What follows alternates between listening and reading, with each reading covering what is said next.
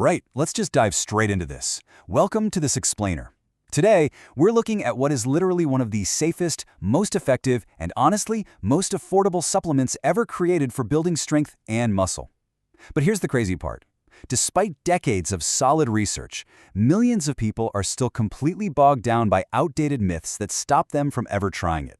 So, today, we're breaking the whole shebang down step by step and letting the science do the talking. Let's kick things off with a super bold but really reassuring fact. This is one of the most heavily researched supplements in human history. And you know what? It genuinely works. We're not talking about some sketchy experimental powder you found on the internet. No, the scientific consensus here is absolutely clear. If you're serious about building muscle and actually boosting your physical performance, this is one of the very few things out there that truly actually delivers. So, to understand why it works so well, we just need to look at its core function.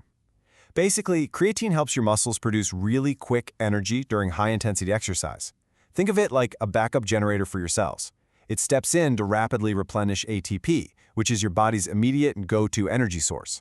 When you're sprinting down a track or jumping or grinding out a heavy lift, your muscles need fuel right now. Having your body's stores completely topped off with this compound helps regenerate that fuel instantly, right when you're pushing your absolute physical limits. And that extracellular energy, it translates directly into real-world noticeable benefits. If you pair this supplement with a solid resistance training routine, you're going to see improvements across three major pillars. Your strength goes up, your explosive power increases, and your overall muscle growth just accelerates. You're basically handing your muscles the exact high-octane fuel they need to grind out just one more rep or lift just a little bit heavier. And man, that compounds over time into some seriously impressive results. But hey, let's manage expectations here for a second. We need to be clear. It doesn't just magically build muscle out of thin air. You still need to train. Seriously, this isn't some magic pill. It gives you the energy to work farther, sure. But you still have to show up and put in the actual sweat equity at the gym. You've got to break those muscle fibers down through exercise so they can build back stronger. There are no free rides. Okay, moving on to section 1, 3 creatine myths completely busted. Let's break down those roadblocks. Myth number 1. And honestly, this is probably the single most common fear people have when they're first starting out. Does it cause hair loss? Oh man, this question absolutely floods fitness forums, and it holds so many people back. Because, let's be real, nobody wants to trade their hairline for a slightly heavier bench press, right? Well, you can rest easy. Current evidence clearly shows there is no proven link to hair loss for the vast majority of healthy folks. Look, years ago there was this single, super small, isolated study that raised some preliminary questions. And naturally, that triggered a massive wave of panic on the internet. It spread like wildfire. But since then, much larger, far more rigorous scientific studies have looked into this, and they haven't confirmed any causal link whatsoever. So relax, your hair is totally safe. Which brings us right to our second big roadblock for beginners, the incredibly confusing advice surrounding the dreaded loading phase. You'll hear people say you need to take this massive, huge dose when you first start out, just to, shock your system. But is that actually necessary? Okay, so you'll constantly hear about this loading phase, which means taking 20 grams a day for 5 to 7 days. Compare that to a standard, totally normal daily dose of just 3 to 5 grams.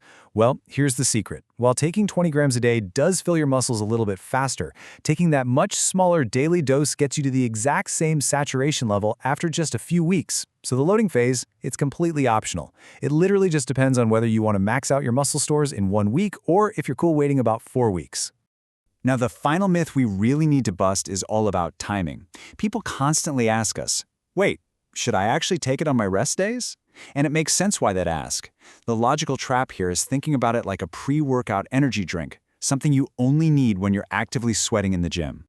But the answer is a resounding yes. You absolutely 100% should take it on your rest days too.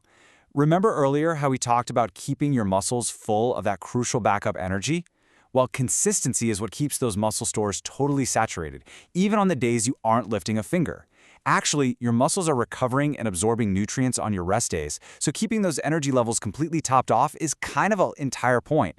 When you take it during the day doesn't even really matter. It's that daily consistency that actually counts.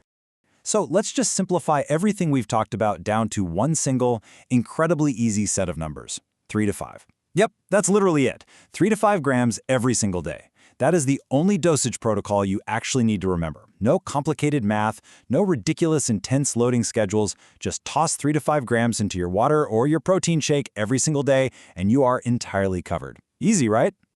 All right, to wrap up this explainer, let's quickly look at your ultimate action plan. If you want to see real, tangible changes, just follow this totally science-backed strategy. Train hard with your resistance exercises. Eat enough protein to rebuild the muscle you're breaking down, and, above all, stay consistent with that daily 3 to 5 gram dose. Oh, and be sure to subscribe to Tetrad Fitness for more evidence-based explainers just like this one every single week. Now, as we close out today's deep dive, I really want to leave you with one final thought. If something is genuinely this proven, this safe, and this effective, are you really willing to leave your own potential on the table just because of some outdated gym myths?